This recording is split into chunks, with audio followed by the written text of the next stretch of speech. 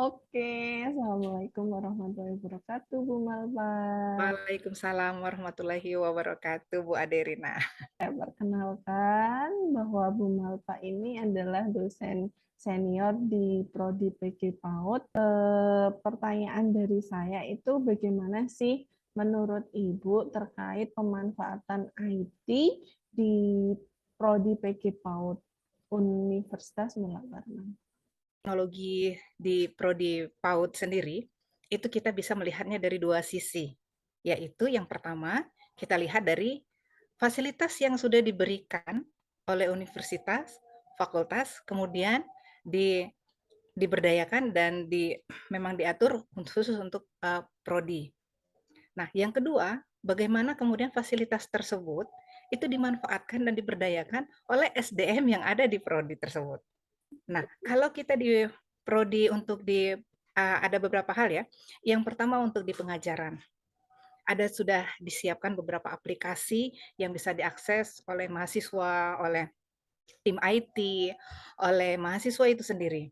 Kemudian untuk laboratorium kita, untuk praktek dan lain-lain, itu juga sama. Fasilitas itu sudah ada. Kemudian untuk segi pembelajaran yang menggunakan blended learning ya, itu juga sudah disiapkan.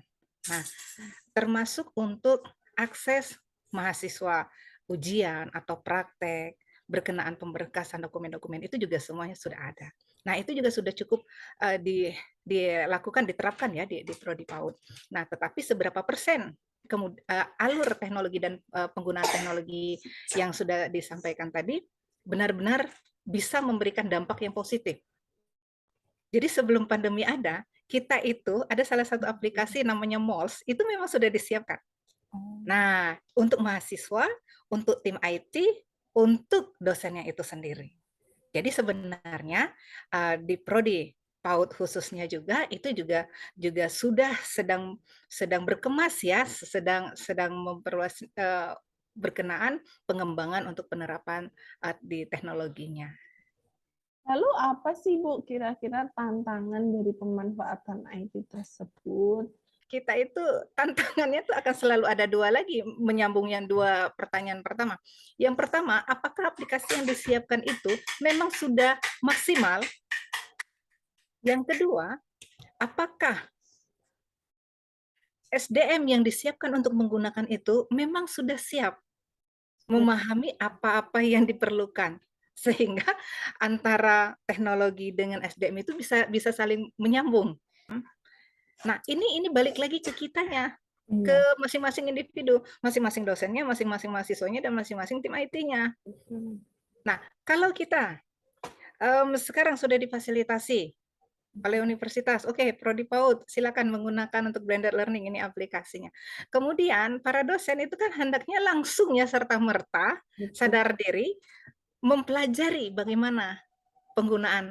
Kemudian bagaimana mobilitas tes ya, mengetes bersama mahasiswa supaya kegiatan perkuliahannya dan kegiatan lainnya bisa lancar. Nah, tetapi kalau yang berpikir, aduh, ini apa lagi ya? Orang ini belum internetnya, belum ya, aduh semuanya sudah negatif terus berkeluh kesah, akhirnya kan tidak jadi lagi. Betul. Nah, jadi mubazir. Kalaupun fasilitasnya sudah bagus, sudah keren, sudah maksimal, tetapi SDM-nya yang kemudian mundur, itu kan jadi susah juga.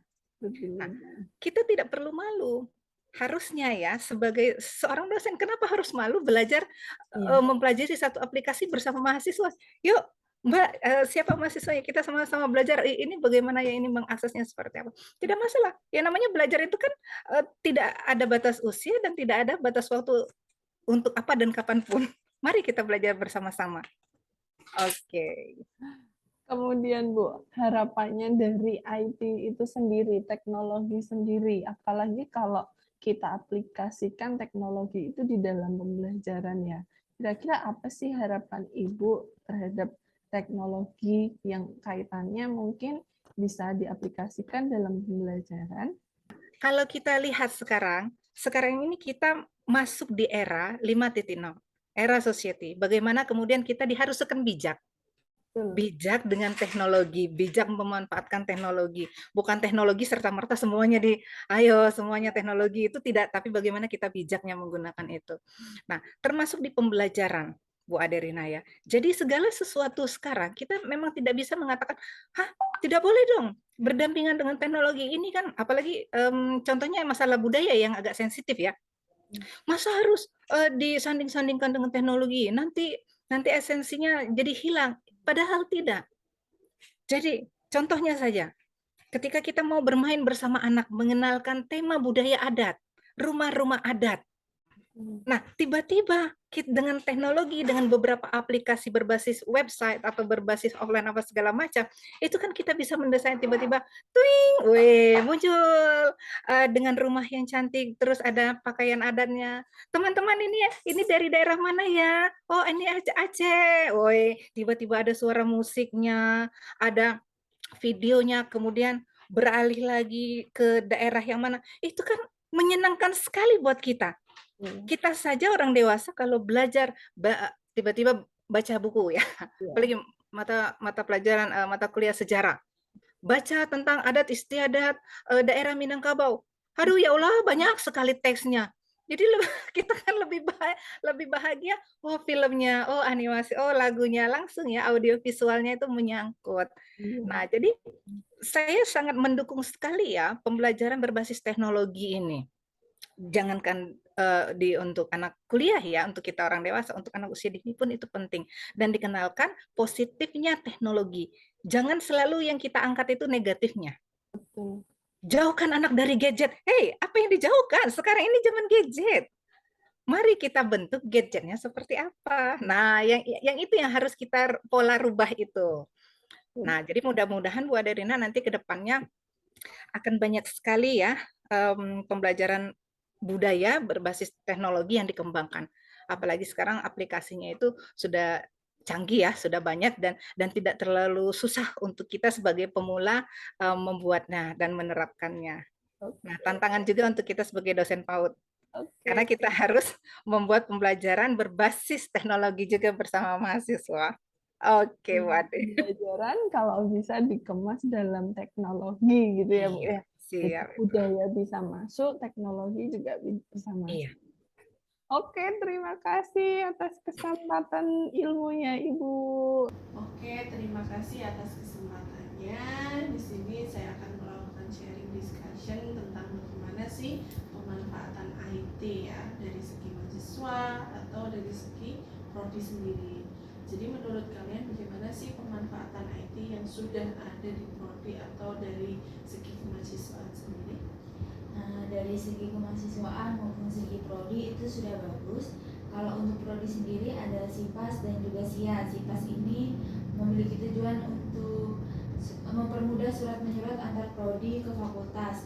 Nah, kalau untuk SIA ini berisi tentang sistem informasi akademik dari mahasiswa. Kalau dari segi mahasiswa sendiri, dan untuk mahasiswa sendiri itu Bu, pemanfaatan teknologi kita berupa media sosial seperti Instagram, Facebook maupun YouTube. Ketiganya itu kita gunakan sebagai sarana publikasi. Oke, jadi pemanfaatan teknologi sudah lumayan lah digunakan semaksimal mungkin. Kemudian tantangan sendiri nih, bagaimana sih tantangan dari pemanfaatan teknologi dan bagaimana sih harapannya menurut kalian? Tantangan yang cukup dirasakan sebagai mahasiswa adalah kita harus melek teknologi atau IT ini sendiri, tapi kita juga dituntut untuk menggabungkan antara nilai budaya Kalimantan Timur dengan IT sendiri, karena budaya itu bersifat tradisional dan IT bersifat modern. Nah, itu tantangan kita untuk menggabungkan keduanya itu. Kemudian dan harapannya Bu, untuk penanaman nilai-nilai budaya yang ada di Kalimantan itu sangat banyak dan harusnya kita sampaikan ke masyarakat melalui video pembelajaran dengan pemanfaatan teknologi IT. Oke, baik. Jadi bagaimana sih kita itu bisa meramu antara tradisional dengan modern. Jadi semuanya itu bisa tercakupi menjadi satu kesatuan gitu ya.